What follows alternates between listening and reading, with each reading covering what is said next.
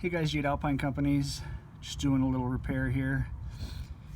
These floor joists have got a pretty tight crawl space. A few of them have deteriorated the bricks, so the beam pocket, pretty much what it's called, has lost all of its support and deteriorated away. So I got some structural grout. We're going to do a slow build up underneath this guy, get it nice and flush, and then we'll re-brick that up nice and tight, get that beam tucked in there so it's nice and secure again. See, like this side here, still in those bricks, real nice.